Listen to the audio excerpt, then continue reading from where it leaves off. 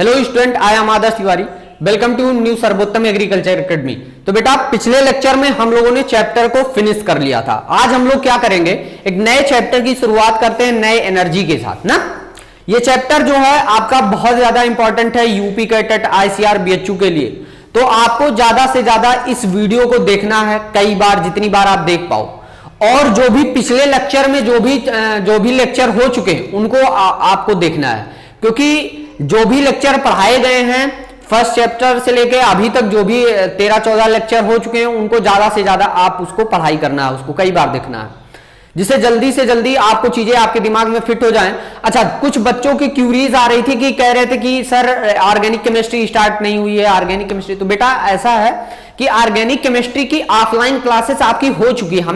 हम ही ने आपकी ऑर्गेनिक केमिस्ट्री पढ़ाई थी जो क्लासरूम में कराई गई थी। तो उसको आप क्या करिए कि नोटबुक उठाइए, उसको पढ़ना स्टार्ट करिए इसके साथ ही साथ। और अगर आप हमारे भरोसे बैठे हैं तो ठीक है, कोई दिक्कत नहीं, हम इसको कंप्लीट कराने के बाद ही ऑर्गेनिक केमिस्ट्री स्टार्ट कर देंगे। तो आप बेफिक्र रहिए, आराम से पढ़ते रहिए। लेकिन जो भी पिछले लेक्चर में बातें हो चुकी उसको कई बार आप रिवाइज करिए, क्योंकि यही होता है सक्सेस का तरीका। अगर आप दोबारा नहीं पढ़ोगे उस चीज को तो धीरे धीरे आपके माइंड से चीजें चली जाएंगी। तो बेटा टाइम ना गंवाते हुए हम लोग चैप्टर पर पहुंचते हैं। इस चैप्टर का नाम है कठोर तथा मृदु जल, है ना। जिस चैप्टर का नाम है कठोर और मृदु, सॉफ्ट एंड हार्ड वाटर। अच्छा, जल भी दो प्रकार के होते हैं भाई, एक कहलाता है कठोर जल, एक होता है मृदु जल। अच्छा, जल को किसके आधार पर बांटा गया है यह चीज बतानी है। तो जल को आपके झाग, साबुन के साथ झाग देने के आधार के पर ही दो भागों में बांट दिया गया। एक कहलाता आपका मृदु जल, जिसे बोलते हो soft water, and second is hard water, कठोर जल। Now we will discuss about the soft water. Soft water क्या होते हैं? जो भी ऐसे जल जो साबुन के साथ शीघ्र और ज्यादा झाग उत्पन्न कर देते हैं। साबुन आपने यूज किया, साबुन के साथ ज्यादा झाग दें और क्या करें, शीघ्र झाग दे दें, तो ऐसे जल को आप क्या बोल दोगे, मृदु जल, मतलब सॉफ्ट वाटर। और इसको आप अगर टेस्ट करोगे तो ये कैसे लगेंगे आपको, मीठे, स्वीट टाइप के लगेंगे। ठीक है, अब आते हैं कठोर जल पर। हार्ड वाटर क्या होते हैं भाई? साबुन के साथ इनको क्या कर रहे हो, आप क्या कर रहे हो, इनको साबुन के साथ यूज कर रहे हो, तो ये साबुन के साथ देर में झाग देंगे और कम झाग देते हैं। साबुन के साथ देर में तथा कम झाग उत्पन्न करते हैं कौन, कठोर जल। और ये कैसे होते हैं, स्वीट में।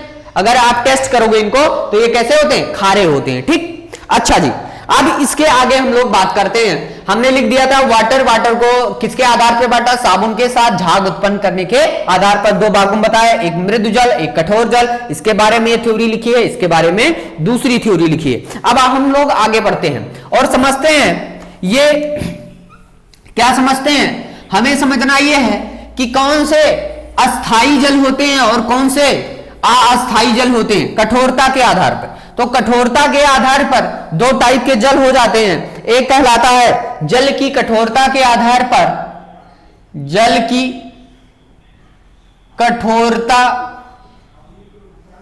के आधार पर दो टाइप में डिवाइड हो जाता है। पहला कहलाता है, आराम से पढ़ते हैं, पहला कहलाता है अस्थाई कठोरता, अस्थाई कठोरता, अस्थाई कठोरता। और सेकंड इज कौन सा हो जाएगा, अस्थाई कठोरता। अब इसको बहुत ज्यादा ही इंपॉर्टेंट है, अस्थाई कठोरता। इसको बोलते हैं टेम्परेरी हार्डनेस और इसको बोलते हैं परमानेंट हार्डनेस। अब आपके घर में अगर मेहमान आते हैं, आए और तुरंत निकल लिए, कुछ आपने चाय पानी पिलाया और कुछ देर रहे और उसके बाद धीरे से क्या हो गए, चले गए, तो क्या ऐसे लोग को क्या बोलते हो आप, अस्थाई हैं। लेकिन कुछ ऐसे होते हैं रिलेटिव्स जो आते हैं आपके यहां और कई दिनों तक रहते हैं। तो उनको भगाने का तरीका क्या है, भगाने का तरीका क्या है कि उनको चाय पानी नाश्ते से वो नहीं भागते, उनको पहले धीरे धीरे खाना दीजिए, खाने के बाद धीरे धीरे खाना कम करते चले, पहले चाय पानी दीजिए, चाय पानी को फिर धीरे धीरे कम करते, तो कुछ दिन वो ऐसे देखेंगे तो फिर क्या हो जाते हैं, भाग जाते हैं। तो अस्थाई कठोरता, अस्थाई कठोरता और अस्थाई कठोरता में भी यही चीज होती है। ये एक सिंपल प्रोसेस होती, उबालने पर, बॉइलिंग करने पर अस्थायी कठोरता गायब हो जाती, जबकि अस्थायी कठोरता केवल बॉइलिंग करने के आधार पर गायब नहीं होती है। तो बेटा जल की कठोरता मतलब हार्डनेस ऑफ वाटर को दो भागों में डिवाइड किया गया, एक टेम्परेरी हार्डनेस, एक परमानेंट हार्डनेस। तो जो टेम्परेरी हार्डनेस होता है ये किसके कारण होता है?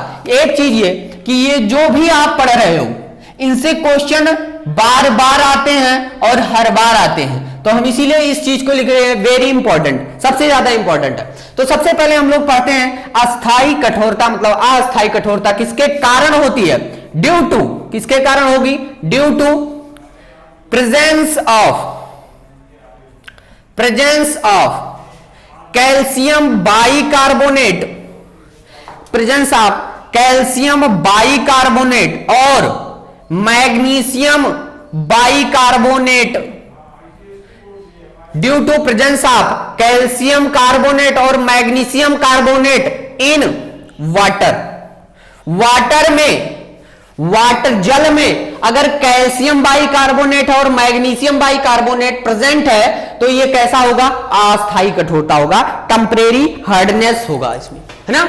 हमने बताया कि अस्थायी कठोरता में कौन कौन से दो कंपाउंड होंगे, कैल्शियम बाइकार्बोनेट हो सकता है या मैग्नीशियम बाइकार्बोनेट हो सकता है। अगर ये दोनों प्रेजेंट है तो अस्थायी। आपसे क्वेश्चन पूछा जाता है, क्या पूछा जाता है कि बताइए, चार ऑप्शन देगा कि अस्थायी कठोरता जल में, अस्थायी कठोरता जल में कौन सा कंपाउंड पाया जाएगा, तो आपको चार ऑप्शन में या तो कैल्शियम बाइकार्बोनेट देगा या मैग्नीशियम बाइकार्बोनेट देगा।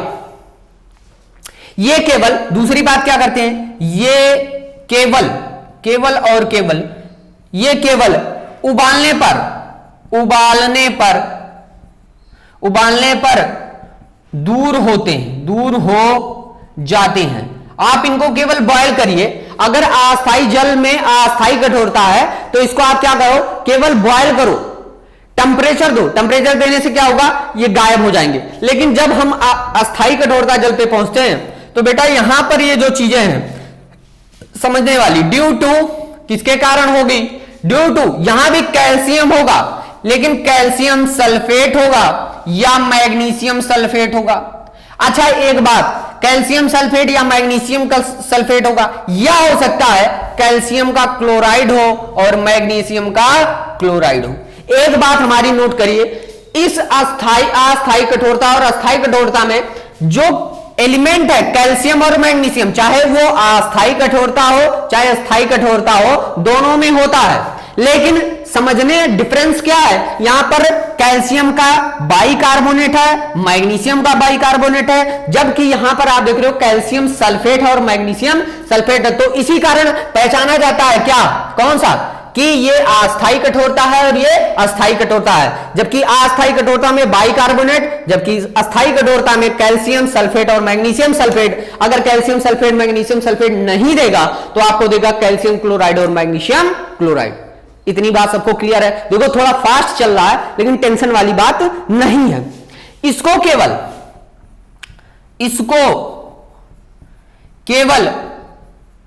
बॉयल करने पर इसको केवल बॉयल करने से दूर नहीं होता है। तो आप क्या समझे कि इसको केवल बॉयल करो तो नहीं ये दूर होगा, जबकि ये दूर हो जाएगा। क्यों? क्योंकि ये अस्थायी थे, ये अस्थायी, जो अस्थायी हो जाता है आपके यहां वो जल्दी जाता नहीं है, तो उसके लिए और सारी प्रोसेस होती है जिसके कारण ये दूर हो जाते हैं। अच्छा जी, आपने इतना समझ लिया, इसको आप राइट डाउन करिए और बातें आपको मैं समझाता हूं, हटा देता हूं। अच्छा बेटा, ये अस्थायी कठोरता जल या कैल्शियम बाइकार्बोनेट या मैग्नीशियम बाइकार्बोनेट बनते कैसे हैं? सबसे जरूरी बात तो ये बनते कैसे हैं। तो बेटा बनते ऐसे हैं कि जो जलवाष्प होती है, जलवाष्प जो होती है वो कहां जाती है? वायुमंडल में जाती है। वायुमंडल में जाने पर ये क्या कर लेती है? बड़ी बड़ी बूंदें बना लेती है। क्यों? क्योंकि वहां पर प्रेशर क्या है, ज्यादा है कि कम है, बताओ।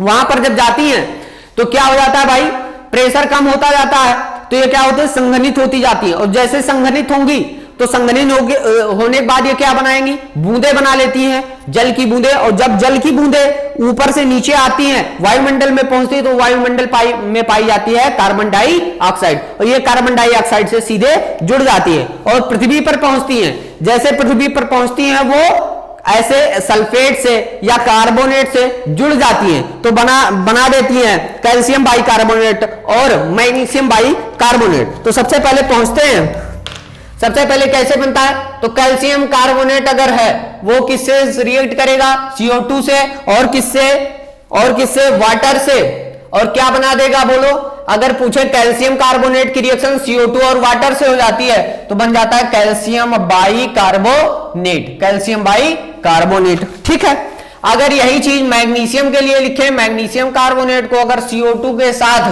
मिलाओ और वाटर के साथ मिलाओ तो यह बन जाता है मैग्नीशियम बाइकार्बोनेट। इस चीज को आप ध्यान में रखिए और पढ़ाई करते रहिए। दूसरी बात, अब पीने के लिए कौन ज्यादा उपयोगी होगा, आप हमको बताइए, पीने के लिए कौन ज्यादा उपयोगी होगा, कठोर जल या मृदु जल। बेटा कठोर जल जो होता है वो पीने के लिए उपयोगी ज्यादा होता, बोलो कैसे। कठोर जल में कैल्शियम और मैग्नीशियम के क्या पाए जाते हैं, एलिमेंट पाए जाते हैं। जो कैल्शियम का एलिमेंट होता है वो आपकी दांत को, तीत को और हड्डियों को मजबूत बनाता है, इसीलिए ये पीने के लिए उपयोगी कौन हो जाएगा। तो आपके लिए क्वेश्चन आता है कि पीने के लिए उपयोगी कौन है, तो कठोर जल ज्यादा यूजफुल होता है किसके कंपैरिजन में, बोलो किसके कंपैरिजन में, किसके, आपके मृदु जल के। तो कठोर जल पीने के लिए ज्यादा उपयोगी है, क्यों, क्योंकि ये कैल्शियम पाया जाता है इसमें, कैल्शियम, और ये कैल्शियम तीत को, तीत मतलब दांत और हड्डियों को मजबूत बनाता है, स्ट्रांग करता है। कौन, क्योंकि इसमें पाया जा रहा है कौन सा, कैल्शियम। तो कैल्शियम क्या करता है कि ये दांत और हड्डियों को मजबूत बनाता है। जबकि हम अगर मृदु जल की बात करें, तो मृदु जल जो है वो आपका पीने के लिए उपयोगी नहीं है, पीने के लिए उपयोगी नहीं है। तो ये पीने के लिए उपयोगी है, यूज इन ड्रिंकिंग वाटर में इसे पीने के लिए उपयोगी है, इसीलिए हम ड्रिंकिंग वाटर में कठोर जल का उपयोग करते हैं, जबकि मृदु जल का उपयोग नहीं करते। क्यों नहीं करते, इसका कारण है कि मृदु जल में जो होता है वो पीने के लिए उपयोगी इसलिए नहीं होता है क्योंकि जब इसको हम लेड की पाइपों से बाहर निकालते हैं तो क्या होता है, लेड को ये क्या करता है, कैप्चर कर लेता है, इससे रिएक्ट कर लेता है और लेड का हाइड्रोक्साइड बनाता है, जो कि एक विषैला होता है। तुरंत पियोगे और तुरंत ऊपर चले जाओगे, तो इससे पीने से अच्छा है कि हम कठोर जल को ही पी लें, है ना। अब क्या होता है कि अगर आपने ये सब चीजें पढ़ ली तो हम लोग अगली क्लास में, जब हम लोग आएंगे तो अगली क्लास में ये करेंगे कि हम अस्थाई और अस्थाई कठोरता को निकालने की विधि देखेंगे कि कैसे इसको निजात पाया जाए, कैसे इसको दूर किया जाए। तो अगली क्लास में जब भी हम मिलेंगे तो आपसे डिस्कस करेंगे अस्थाई कठोरता को दूर करने के क्या क्या विधियां हैं और अस्थाई कठोरता को दूर करने की क्या क्या विधियां हैं। दोनों बहुत ही ज्यादा इंपॉर्टेंट होती हैं। तो अगली क्लास में जब हम लोग मिलेंगे तो इसी पर डिस्कशन होगा। तब तक के लिए जय हिंद।